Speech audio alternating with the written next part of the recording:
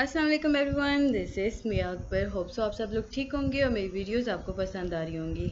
आज हम लोग EDU 406 का टॉपिक 138 करने जा रहे हैं। उम्मीद है कि आपको पिछले टॉपिक समझ आ चुके होंगे। तो चलिए जी अपनी वीडियो करते हैं स्टार्ट। टॉपिक 138 है आपके पास प्रैक्टिस एपिसोड। जब हम बात करते हैं रिफ्लेक्टिव प्रैक्टिस की तो हमारे पास कुछ एलिमेंट्स आते हैं जिन्हें पढ़ना समझना बहुत ज़रूरी हो जाता है। और वो एलिमेंट्स क्या क्या हैं? फर्स्ट है एंटीसीडेंट, सेकंड है theories of practice, third one is practice episode. अब जब हम प्रैक्टिस एपिसोड की बात करते हैं तो हमें पता चला कि इसे फर्दर डिवाइड किया गया इंटेंशन, एक्शन और आउटकम पर। देन हमारे पास आता है प्रैक्टिस एपिसोड का। अगर हम इंटरेक्टिव साइकिल की तरफ देखते हैं तो हमारे सामने आता है कि इसके जो रिलेशनशिप्स हैं वो हैं action reflect intention, realities reflect action, intention reflect outcome.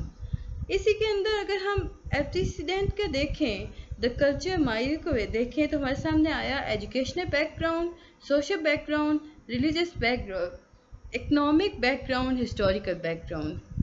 Reflective practice जो है, अगर हम इनके अंदर साउंड डायनामिक को देखें तो हमें पता चलेगा जो रिफ्लेक्टिव प्रैक्टिस होती हैं इन्हें यूज़ किया जाता है इंफॉर्मेशन को गैदर करने के लिए। अब ये जो इन्फॉर्मेशन होती है ये प्रैक्टिस एपिसोड से ली जाती है और ये प्रैक्टिस एपिसोड जो होते हैं ये इन्फ्लुएंस कर रहे होते हैं टीचर थ्योरीज ऑफ प्रैक्टिस को। हमें पता है यहाँ पे ये चला कि थ्योरीज ऑफ प्रैक्टिस को अगर देखा जाए तो उसमें प्रैक्टिस एपिसोड का काफ़ी बड़ा हाथ होता है, यानी लेना देना उसमें काफ़ी ज़्यादा होता है। उसी पर मुनहसर होता है प्रैक्टिस टीचर्स की और ये जो थ्योरीज हमारे सामने आती हैं।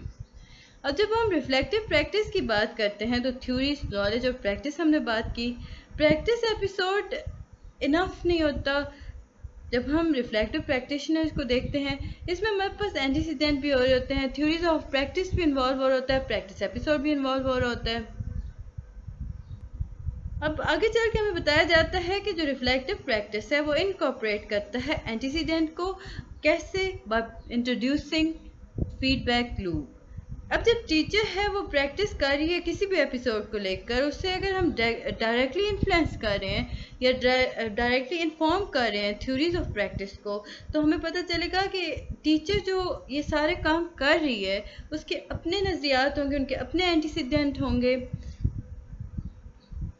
यानी उनके अपने एक्सपीरियंस होंगे। अपने ही एक्सपीरियंस के बेस पे वो आगे बढ़ेगी। टॉपिक 139 आपके पास आता है teacher as life long learner part 1। अब यहाँ पे हमारे पास जो इम्पोर्टेंट चीज़ आई वो ये थी कि नॉलेज। तो नॉलेज है क्या? इसके अंदर हम जनरल एजुकेशन कोर्सेज की बात करते हैं। ये वो एजुकेशन कोर्सेज होते हैं जो कल्टीवेट करते हैं इंटेलेक्चुअल और प्रैक्टिकल स्किल्स को, और ये रिटन और ओरल दोनों फॉर्म में होते हैं। इसमें कम्युनिकेशन आ रही होती है, क्वांटिटेटिव लिटरेसी आ रही होती है, क्रिटिकल थिंकिंग हो रही होती है, वेलनेस यूज़ हो रही होती है। इसमें हम देखते हैं कि थ्रू रिवर्स किया जाता है सब्जेक्ट मैटर को। अब जब हम सब्जेक्ट मैटर को देख रहे हैं तो उसके लिए हमें ज़रूरी होता है कि आपके पास सफिशिएंट प्रिपरेशन होनी चाहिए। रिफ्लेक्टिव प्रैक्टिशनर जो होते हैं वो डेमोन्स्ट्रेट करते हैं ability to apply content. Then आपके पास आता है स्किल। नॉलेज के बाद हमने स्किल की तरफ मूव किया। प्रोफेशनल नॉलेज जो है इसके अंदर वास्ट स्कोप होता है। लाइक हम कह सकते हैं कि प्रोफेशनल नॉलेज जो होती है वो अपने अंदर लामहदूद चीज़ें रखती है। स्कोप के बिहाफ पे देखा जाए या उसके प्री सर्विस एस्पेक्ट को देखा जाए तो काफ़ी कुछ हमें मिल जाएगा। देन हम अगर इसे एग्जाम्पल देखते हैं तो प्रैक्टिकल नॉलेज का यूज़ करते हुए वो होगा awareness of the climate issue, politics that affect the role of teaching and passion for teaching.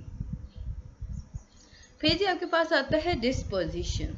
अब इसमें internal values, belief, attitudes use हो रहे होते हैं जो कि मैनिफेस्ट करते हैं in the pattern of professional behaviour. Teacher जो होती है वो डेमोन्स्ट्रेट कराती है क्लासरूम को कि कौन सा बिहेवियर है जो वो आइडियल है, फेयरनेस है, और कौन सा बिहेवियर है जिसके खिलाफ जाके उन्हें पनिशमेंट मिलेगी। टॉपिक 140 पार्ट 2 हमारे पास आ गया। अगर इस डोमेन को देखा जाए ना प्रोफिशिएंसीज के अंदर, तो रिफ्लेक्टिव प्रैक्टिस जो होता है या प्रैक्टिशनर जो होता है वो फोकस करता है नॉलेज कम्युनिकेशन पर।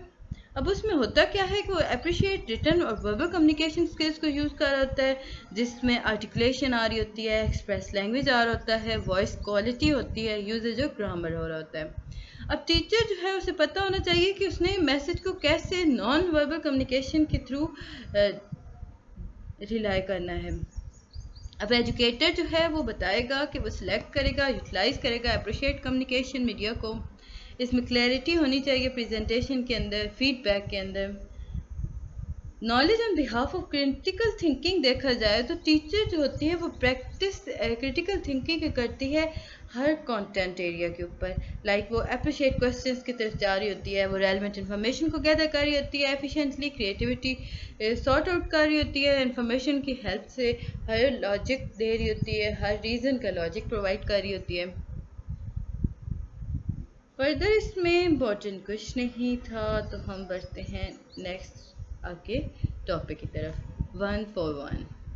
अब ये हमारे पास है competency framework for life long learning. Teacher competency framework की अगर हम बात करें तो हमें पता चला कि ये बहुत इंपॉर्टेंट है, क्योंकि ये इनेबल करता है टीचर्स को कि वो अपने आइडेंटिटी को डेवलप कर सकें। अब फ्रेमवर्क की अगर हम बात कर रहे हैं तो हम देखेंगे कि फ्रेमवर्क का इफेक्ट जो होता है वो लाइफ लॉन्ग लर्निंग पे होता है। यानी कि हम कह सकते हैं फ्रेमवर्क जो है वो कॉन्टिन्यूस, सपोर्टिव, सिमुलेटिंग और एम्पावर करता है टीचर को। इसके अंदर हम बात करते हैं लाइफ स्पैन ऑफ टीचर। ये थ्योरेटिकल नेचर के अंदर नहीं होता, इससे हम सिंपल डेवलप करते हैं कॉन्फिडेंस डेवलपमेंट प्रोसेस के अंदर टीचर के लिए। अब जो कॉम्पिटेंसी फ्रेमवर्क की बात की जाती है तो ये बहुत यूज़फुल है, रिफ्लेक्टिव प्रैक्टिशंस की तरफ लेके जाता है।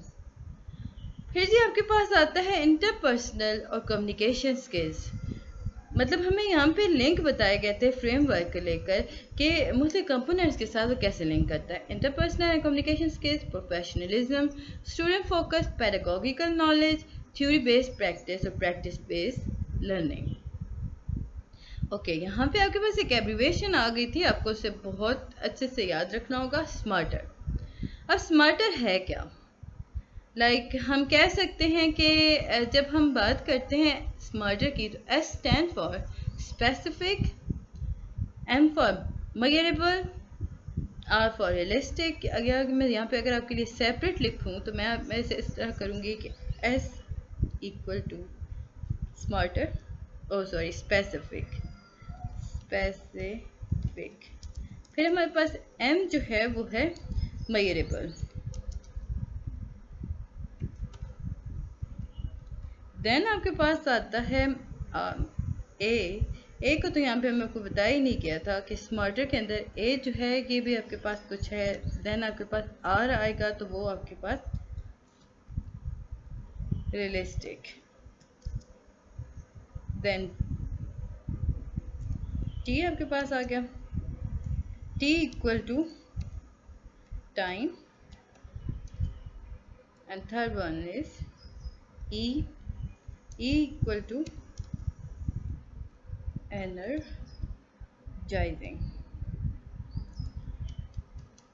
energizing and R stand for। अब इसमें सिंपल हमारे पास ए मतलब नहीं है, तो ये आपके पास है जी स्मार्टर का फुल फॉर्म। यानी अगर क्वेश्चन आता है कि डिफाइन स्मार्टर या व्हाट डू यू डिस्क्राइब, या यूँ कह ले कि what do you know about smarter, तो आप इसमें ये सारा कुछ लिखोगे। ये सेटिंग गोल्स के बारे में बात की जाती है। देखें वो मुख्तलिफ गोल्स इसमें यूज़ हो रहे होते हैं। टॉपिक 142 क्वेश्चन है काफ़ी important, what is work based learning. अब जब हम वर्क बेस्ड लर्निंग की बात करते हैं तो हमारे पास बहुत सारे वर्ड्स ऐसे होते हैं जो एसोसिएट करते हैं वर्क बेस्ड लर्निंग को, जैसे कि CPD हो गया, वर्क रिलेटेड लर्निंग हो गया, प्रोफेशनल डेवलपमेंट हो गया, लर्निंग थ्रू वर्क एक्सेट्रा, ये सारा कुछ हमारे पास आ जाता है।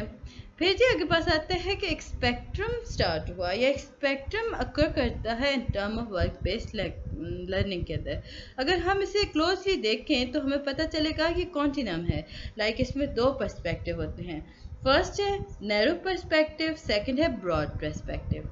जब हम नैरो की बात करते हैं तो नैरो पर्सपेक्टिव जो होता है वो लर्निंग के बारे में बात करता है, ये लर्निंग जो होती है इन द वर्क प्लेस हो रही होती है, इसमें एम्प्लॉय नीड और मोटिवेशंस की बात की जाती है, इसमें हम सिंपल इंडिविजुअल्स को नहीं देख रहे होते। और जो ब्रॉडर होती है आपके पास ब्रॉडर पर्सपेक्टिव, इसमें हम लर्निंग को रिलेट करते हैं टू द वर्क। अब यहाँ पे हमने इन द वर्क प्लेस किया तो यहाँ पे हम टू द वर्क, तो इसका मतलब ये हुआ कि इसमें हम इंडिविजुअल को देख रहे हैं, नॉट एज ए एम्प्लॉयर। सो जो वर्क बेस्ड लर्निंग होती है कि कम्प्लेक्स होती है नेचर में, इसमें एबिलिटी होती है कि वो एक्सटेंड करती है नॉलेज और एबिलिटीज ऑफ टीचर्स को। टॉपिक 143 आपके पास पार्ट 2 भी चल रहा है। अब इसमें हम अगर देखें ना मॉडल वर्क बेस्ड लर्निंग का, तो हमें पता चलेगा इसके मुख्तलिफ आउटकम नीड होते हैं, लाइक इसमें कंसिडर किए जाते हैं मुख्तलिफ आउटकम्स को, और ये जो कंसिडरेशन होती है ये आपकी नीड के हिसाब से चल रही होती है। अब इसमें हम बात करें तो प्रैक्टिस पार्टिकुलर मॉडल्स यूज़ हो रहे होते हैं, फ्लेक्सिबिलिटी होती है हर मॉडल के अंदर, हर मॉडल जो होता है वो यूनिक होता है, वो पेडागोगिकल फीचर रखता है, और उसके जो आउटकम्स होते हैं या प्रोसेस होते हैं वो करिकुलम के अकॉर्डिंग होते हैं। इसमें अगर हम देखें तो ये मॉडल जो होता है ये लर्नर सेंटर्ड होता है। फिर जी हमें कुछ आगे जाके बताया जाता है कि कुछ फैक्टर्स हैं जो कि अफेक्ट करते हैं वर्क बेस्ड लर्निंग को। जो मोस्ट सिग्निफिकेंट है वो एक्रीडिटेशन है और असेसमेंट है।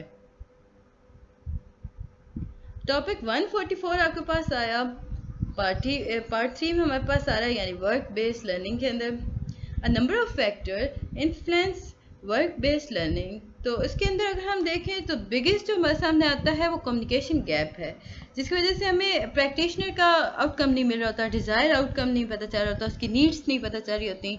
शेयरिंग ऑफ आइडियाज़ और डिस्कसिंग इश्यूज जो होते हैं वो बहुत ज़्यादा प्रोफेशनल के अंदर ना प्रोफेशनलिज्म के अंदर काफ़ी हेल्पफुल होते हैं। अब ये जब हम बात करते हैं कि किसी ने अपने आइडियाज़ को शेयर किया, डिस्कस किया इश्यूज़ को, तो ये प्रैक्टिस प्रोफेशनल के अंदर काफ़ी हेल्पफुल है। तो कैसे है देखें, इससे होता क्या है कि पेडागोगिकल स्किल्स आपके पास आ जाते हैं, आपको आइडियाज़ डिफरेंट मिल जाते हैं, तो आप क्या होते हो कि आप इनकरेज हो जाते हो गुड प्रैक्टिस की तरफ। ये स्ट्रक्चर्ड होते हैं, मेजरेबल होते हैं। अगर हम इसकी बात करें तो ये इंक्रीमेंटेबल है। स्पोर्ट अगर हम बात करते हैं तो इसमें बहुत इंपॉर्टेंट हमारे पास आता है वो प्रॉपर ट्रेनिंग है, प्लानिंग है। इसके अंदर अगर हम बात करते हैं स्पोर्टेड की या कनेक्टेड की, तो वो मुख्तलिफ एक्टिविटीज़ को इसमें सपोर्ट किया जाता है, कनेक्ट किया जाता है। रिफ्लेक्शन की अगर हम बात करते हैं तो एक्टिव प्रोसेस होता है। रिफ्लेक्शन जो है वो वर्क बेस्ड लर्निंग के अंदर एक सक्सेसफुल टूल के तौर पे यूज़ होता है, यानी कि कॉन्टीन्यूस रिफ्लेक्शन चलता है। रिफ्लेक्शन जो है ये एक्टिव प्रोसेस है, ये कंट्रीब्यूट करता है प्रोफेशनल नॉलेज के अंदर। इसके अंदर हम क्रिटिकल प्रोसेस यूज़ कर रहे होते हैं। अब जब टीचर जो होती है मुख्तलिफ गोल्स यूज़ कर रही होती है, गोल सेट कर रही होती है, तो वो क्रिटिकल प्रोसेस के थ्रू कर रही होती है, वो फोकस करती है उस चीज़ पर। Topic 145 introduction to Socratic method. Socratic method एक बहुत यूजफुल स्ट्रेटजी है डेवलपिंग टीचर आइडेंटिटी। अब इसमें होता क्या है कि रिफ्लेक्टिव प्रैक्टिसेस यूज़ की जा रही होती हैं। सोक्रेटिक डेवलपमेंट के अंदर अगर हम देखें तो सुकरात ने ना डेवलप किया था इस अप्रोच को। उसने बहुत सारे क्वेश्चंस के बारे में बात की थी, उसने अंडरस्टैंड किया था, उसने रियलिटी के बारे में बात की थी, स्किल्स को देखा था, उस पर काफ़ी सारे क्वेश्चंस उठाए थे। मुख्तलिफ अप्रोच के अंदर हम फोकस करेंगे, देखेंगे इसे फर्दर। अब सुकरात ने हमारे सामने 6 स्टेप क्वेश्चंस लाए। सबसे पहले उसने कहा कि पहले क्वेश्चन माइंड में आता है कि which topic to choose to question. Second उसने बताया कि what example can we find to help us explore the experience.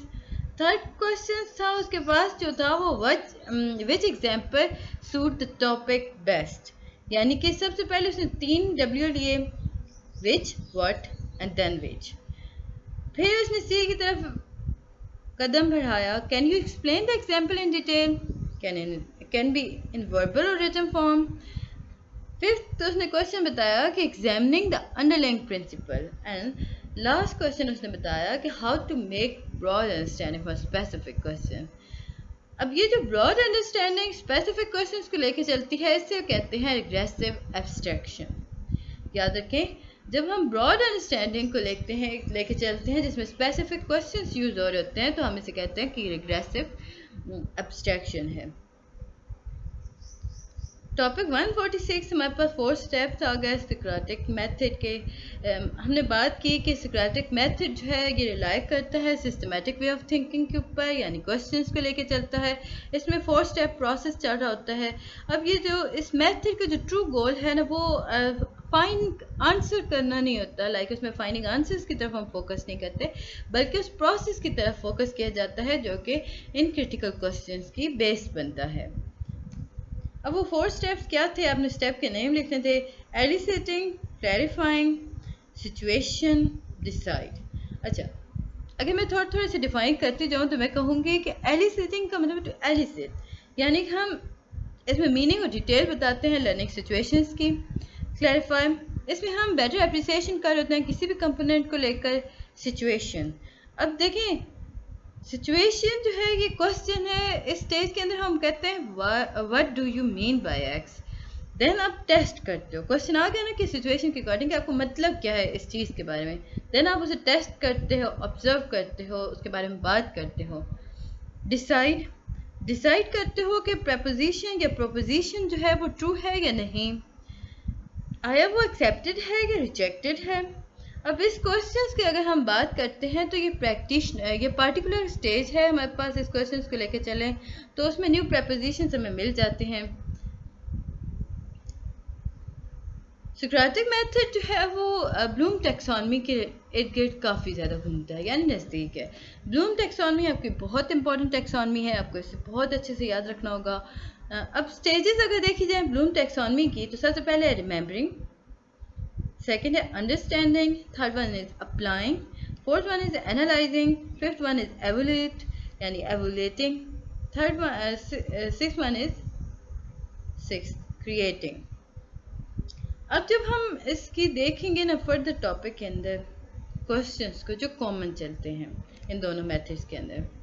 Topic 147 Socratic method को देखा जाए ना तो हमारे सामने जो फर्स्ट स्टेप आता है सोक्रेटिक मेथड का, वो उसे हम कहते हैं एलिसिट, एलिसेशन फैक्टर एंड अंडरस्टैंडिंग।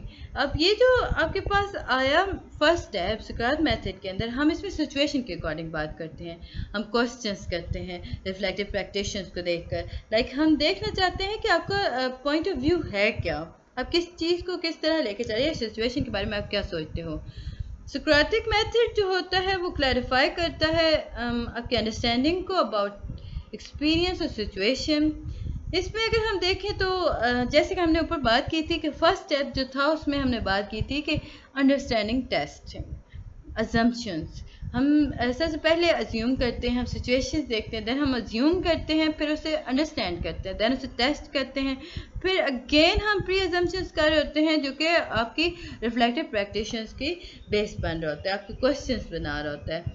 ये आपके पास ना एक्स्ट्रा लाइट होती है इसमें कि हम फर्दर उसकी तरफ चलते हैं। यहाँ जाके हमें बताया गया था कि सोक्रेटिक मेथड जो है वो क्लोजली लिंक करता है with the level of Bloom taxonomy. इसमें क्वेश्चंस की बेस पे अगर हम बात कर रहे हैं तो ब्लूम टैक्सोनॉमी जो होता है वो स्टार्ट होता है लोअर ऑर्डर थिंकिंग से टुवर्ड, या यूँ कह लें कि टुवर्ड हायर ऑर्डर थिंकिंग, यानी आप कह सकते हो कि Bloom taxonomy moving from lower order thinking to the higher order thinking. उम्मीद है कि आपको ये सारी चीज़ें समझ आ रही होंगी। काइंडली मेरे चैनल को लाइक और सब्सक्राइब जरूर कर दीजिएगा। वीडियो पसंद आती है तो कमेंट भी कीजिएगा। मैं ऐसे क्वेश्चंस कहने वाली थी, नहीं कोई चीज़ समझ आ रही तो मुझसे पता कर लीजिएगा। अब जी हमारे पास आता है क्वेश्चन ऑफ पर्पस, यानी कि आपके पास नेक्स्ट टॉपिक जो आया था उसमें हम क्वेश्चन देख रहे थे सोक्रेटिक मेथड के। तो मुख्तलिफ टाइप ऑफ क्वेश्चंस होते हैं। फर्स्ट है क्वेश्चन ऑफ पर्पस, यानी कि इसमें हम डिफाइन करते हैं अपना टास्क। सेकेंड है क्वेश्चन ऑफ इंफॉर्मेशन, यानी इस पर हम सोर्स के बारे में बात करते हैं। Third one is question of interpretation, यानी इसमें हम फोर्स की बात करते हैं, लाइक इसमें हम इंफॉर्मेशन ले रहे होते हैं। क्वेश्चन ऑफ अजम्पशन, इसमें हम इंफॉर्मेशन को अंडरस्टैंड कर रहे होते हैं। क्वेश्चन ऑफ इम्प्लीकेशन, यानी कि इस पर हम रिफ्लेक्टिव प्रैक्टिशनर जो होता है वो फॉलो करता है अपनी नीश को, यानी कि इसमें वो इंफॉर्मेशन को लीड कर रहा होता है और स्टार्ट कर देता है, बिगिन कर देता है प्रिडिक्ट करना मुख्तलिफ आउटकम को। इसके बाद ही हम टॉपिक 149 पर आ जाते हैं। आपके पास एक टर्म आई सिंपल निमोनिक।